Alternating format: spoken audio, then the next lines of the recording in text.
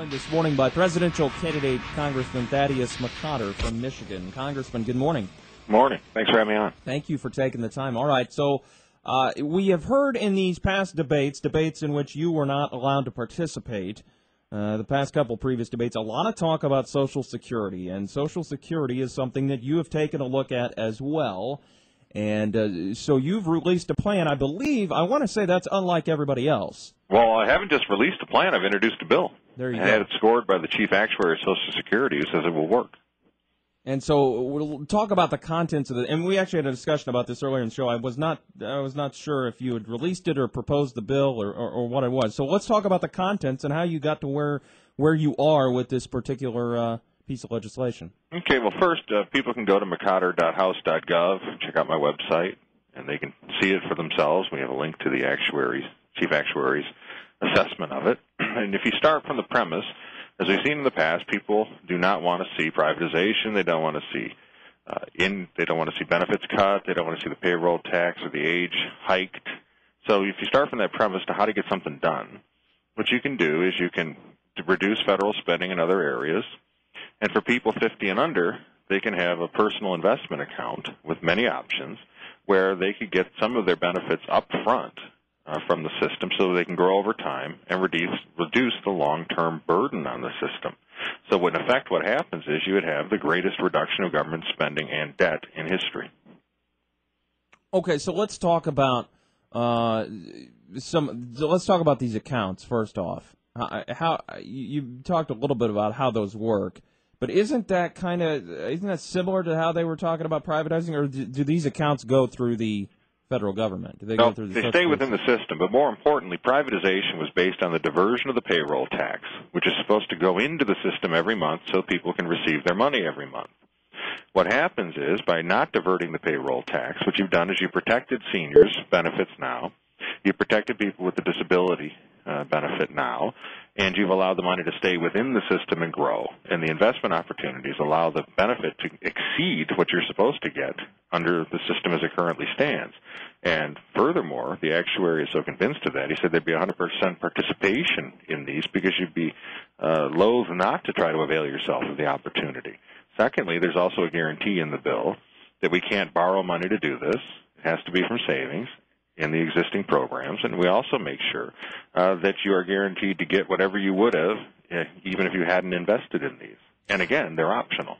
How do you resolve the solvency for those who are closer to the age of calling on Social Security? It would seem if everything I start paying in is only in my account that there's going to be a gap there. No, it's not everything you pay in. No, that's not what happens. Again, you find savings in existing government programs.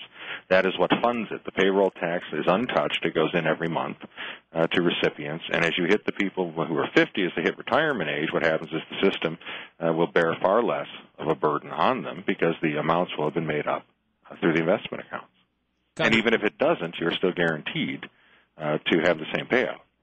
Congressman Thaddeus McCotter with us this morning, also running as a presidential candidate. He's running for president. And what's the response been from your colleagues on the Hill?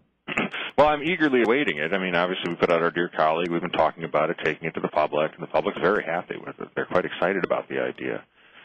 But it'll be up to individuals now, I would urge Republicans or Democrats, that if you don't want to deal with my bill, then I'm more than happy to see you put in your own bill. Mm-hmm. Because what will happen is you'll go right to privatization, cutting benefits, raising the retirement age, or you'll have to raise the payroll tax. And I would urge my colleagues not to take that route because it's unnecessary. But we'll see. I would think that if House or Democratic leadership doesn't like it, they should put forward their own bill in writing. They have plenty of staff to do it for them.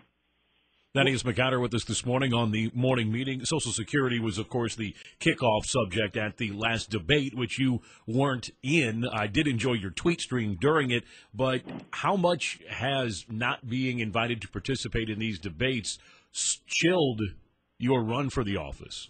Well, I'm not going to let it stop it because I'm going right to the people, and those are the ones who matter, and those are the ones who vote. We do see a bit of a Hollywood studio system here.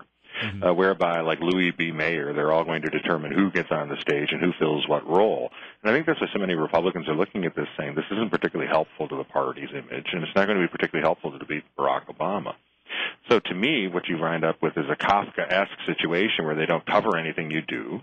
including dropping a Social Security bill because they'd rather talk about whether it's a Ponzi scheme than solve the problem. And then they won't put you on their polls, and so they then say, well, you didn't meet our criteria of poll numbers. Seems almost like they're more interested in making good television than resolving a debate. Yes, this is very bad off-Broadway theater.